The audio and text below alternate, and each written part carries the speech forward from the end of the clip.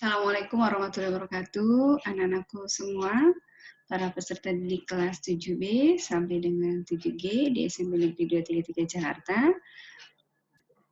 Bertemu lagi kita pada hari ini, hari Jumat, untuk melanjutkan materi kita yang sebelumnya. Semoga kita semua dalam keadaan sehat ya, anak-anak semuanya, dan tetap semangat. Tetap semangat menuntut ilmu, dan ingat ketika belajar matematika, siapkan catatannya, tuliskan hal-hal yang tidak difahami, lalu langsung aja japri atau boleh atau di WA grup saja biar teman-teman yang lain bisa juga memberi masukan, saling sharing. Kita saling sharing di WA grup, oke? Baiklah, kita melanjutkan materi yang kemarin, yang sebelumnya kita akan lanjut ke materi yang hari ini akan kita pelajari dan selalu tersenyum. Oke, kita lanjutkan ya anak ya.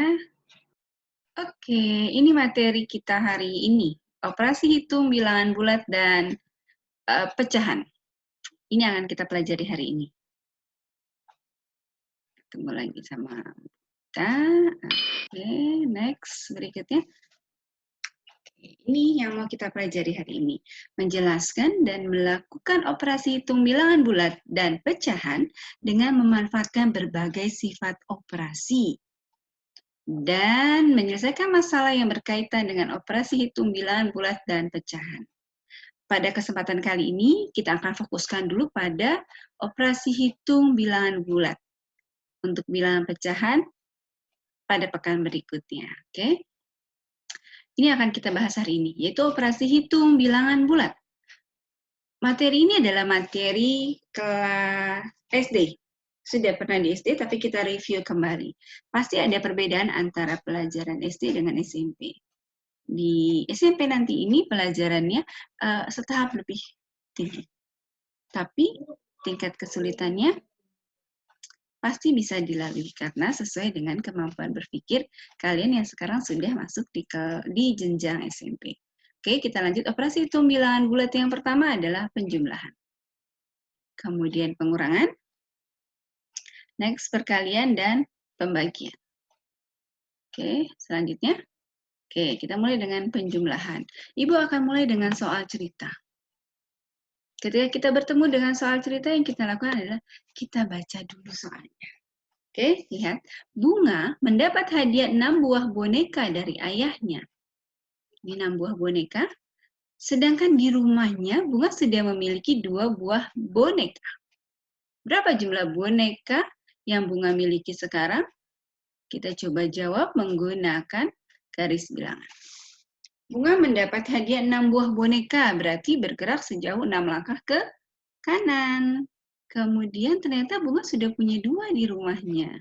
Oke, berarti jumlah boneka yang dimiliki oleh Bunga adalah ini.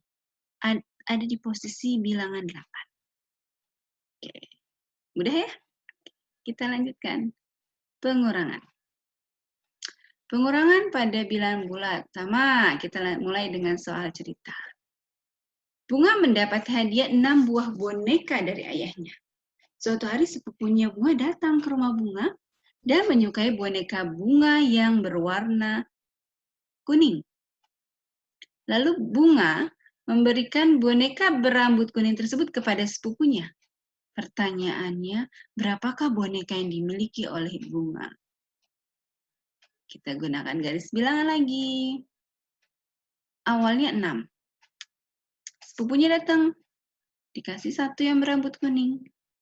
Sehingga boneka Bunga tinggal 5. Oke, betul. Jadi 6 dikurangi 1 sama dengan 5. Gampang kan? Belajar matematika itu gampang. Gampang banget. Next, berikutnya. Kita coba lagi ya, soal cerita. Agak naik dikit. Ini gambar apa? Ini adalah gambar ayam. Ini soalnya. Sekali lagi, ketika bertemu dengan soal cerita, kita urai. Sama ketika kita punya masalah, jangan ditaruh di kepala semua, kita urai. Kita cari tahu di mana letak masalahnya sehingga kita tidak stres. Jadi kalau ketemu soal yang susah di matematika, boleh langsung japri atau di WA group. Kita mulai lagi. Soal ceritanya gini. Di suatu kandang terdapat 40 ekor ayam.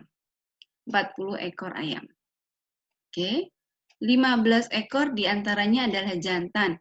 Kalau 40 ekor ayam, 15 jantan, berarti sisanya adalah betina. Berarti 40 dikurang 15. Oke. 15 ekor jantan, berarti sisanya adalah 25 ekor betina. Kemudian kita lihat lagi. Di antara ayam jantan tersebut, terdapat 7 ekor berwarna putih. Kalau 7 ekor putih, berarti jumlahnya 15, maka yang tidak berwarna putih ada 8. Udah ya. Berikutnya, jika banyak ayam berwarna putih ada 22. Banyaknya ada 22. Di sini sudah ada 7 yang putih. Berarti sisanya ada di betina. Berapa? 22 dikurangi 7. Berapakah itu? 15. 15 ya? Oke. Berarti betinanya 15 putih. Berarti yang nggak putih 25 dikurangin 15. Maka terjawablah banyak ayam betina yang tidak berwarna putih adalah 10. Gampang kan? Lanjut ya. Berikutnya. Penjumlahan dan pengurangan menggunakan garis bilangan. Ini sangat mudah, tapi tidak ada salahnya kita ulang kembali ya. Nanti tinggal ke aplikasinya. Yang pertama lihat penjumlahan bilangan bulat. Yang pertama adalah penjumlahan min 2 ditambah 5. Kalau min berarti geraknya ke kiri. 2 langkah ke kiri, ternyata tambah 5. Balik lagi dia ke kanan 5 langkah, maka berhenti di angka 3. Paham ya? Berikutnya, penjumlahan berikutnya 7 tambah min 3 plus 7 berarti bergerak ke arah kanan 7 langkah. Tambah min 3 berarti ke arah kiri 3 langkah. Maka jawabannya adalah 4. Kemudian berikutnya, penjumlahan min 4 tambah min 3. Berarti dari 0, dia bergerak 4 langkah ke kiri. Lanjut dengan min 3 ke kiri. Maka jawabannya adalah min 7. Ini yang penjumlahan. Kalau pengurangan bagaimana? Kita lihat. 4 dikurang 3 sama artinya dengan 4 ditambah min 3. Berarti kita bergerak 4 langkah ke kanan, lalu ke kiri 3 langkah. Maka jawabannya adalah 1. Berikutnya, min 5 dikurangi min 2. Berarti min ketemu min plus ya. Berarti min 5 ditambah 2. Min 5, kemudian 2 langkah ke kanan, maka jawabannya adalah min 3. Oke, sampai sini. Gampang ya, kita lanjut berikutnya. Sifat-sifat operasi penjumlahan bilangan bulat. Ini, kita harus tahu sifat-sifatnya sehingga memudahkan kita untuk menjawab soal. Yang pertama adalah komutatif. Komutatif, contoh, 2 tambah 4 berapa? 6. Kalau kita balik, 4 tambah 2 juga 6. Hasilnya sama. Maka pada penjumlahan berlaku sifat komutatif. Seperti ini. Berikutnya, asosiatif. 3 tambah 4 tambah 6, hasilnya adalah 13. Gimana kalau diubah? Oke, sama hasilnya. Maka pada penjumlahan juga berlaku A tambah B tambah C sama dengan A tambah B tambah C. Apakah hanya ini? Ada lagi sifat lain pada penjumlahan, yaitu penjumlahan bilangan genap ditambah bilangan genap. Contoh gini, 2 ditambah dengan 4 sama-sama bilangan genap, hasilnya adalah 6. Berarti kalau bilangan genap ditambah bilangan genap, hasilnya adalah genap. Nanti boleh sambil dicoba. Kemudian penjumlahan bilangan genap dan bilangan ganjil. Bilangan genap misalnya 2, ganjilnya 3. 2 ditambah 3 hasilnya adalah 5. Berarti hasilnya bilangan ganjil. Berikutnya, penjumlahan bilangan ganjil dan bilangan ganjil. Bilangan ganjil misalnya 1 ditambah dengan 3, hasilnya adalah 4. Coba lagi, 1 ditambah 5, hasilnya adalah 6. Berarti penjumlahan bilangan ganjil ditambah bilangan ganjil hasilnya bilangan genap. Nanti boleh dibuktikan, dicoba di buku tulisnya ya. Next, berikutnya. Oke, kita lihat contoh soal. Oh, ini dia contoh soalnya. Tentukan hasil dari 1 ditambah 2, tambah 3, dan seterusnya, tambah 38, tambah 39, tambah 40. Boleh hitung pakai kalkulator nggak, Bu? Boleh. Tapi, kita sudah diberikan akal. Gunakan dulu apa yang ada di kepala kita. Ya, kita coba dulu dengan menggunakan apa yang sudah kita miliki. Kita diberikan kemampuan untuk berhitung. Ya, kita coba ya. Kita jawab. Oke. Kita lihat. Kita menggunakan sifat dari penjumlahan. Kita lihat ya. Kita mulai dari yang ini, pertama. Oke, 1 ditambah 40 hasilnya adalah 41 ternyata. Berikutnya, oh 2 ditambah 39 hasilnya juga 41. 3 tambah 38 hasilnya juga 41. Maka berlaku sifat asosiatif. 1 tambah 40, 2 tambah 39, semuanya ternyata kalau dijumlah ada 20 pasang yang berjumlah 41. Ada 20 pasang ya. Ada 40 bilangan dibagi 2, jadi ada 20 pasang yang jumlahnya 41. Sehingga akan kita peroleh kesimpulan bahwa hasilnya adalah 20 dikali 41. 41-nya dari sini. 20-nya dari mana? Jumlah bilangan ini ada 40. Setelah dipasangkan ternyata ada 20 dikali 41 hasilnya adalah 820. Paham ya? Kita lanjutkan. Perkalian. Oke, kita mulai. Perkalian itu adalah penjumlahan berulang. Contoh. Contohnya, contohnya ketutupan. Geser. 5 kali 6. Penjumlahan berulang. Berarti sama dengan 6-nya ditambahkan sebanyak 5 kali. Hasilnya adalah 30. Bisa menggunakan garis bilangan, tampilannya akan seperti ini. Berikutnya, 2 kali min 3. 2 kali min 3. Sama dengan min 3 tambah min 3. Min 3-nya berulang sebanyak 2 suku. Hasilnya adalah min 6. Oke, itu ya. Berikutnya. Sifat-sifat perkalian dan ketentuan dalam perkalian bilangan. Kita yang ke sifat perkalian dulu. Oke.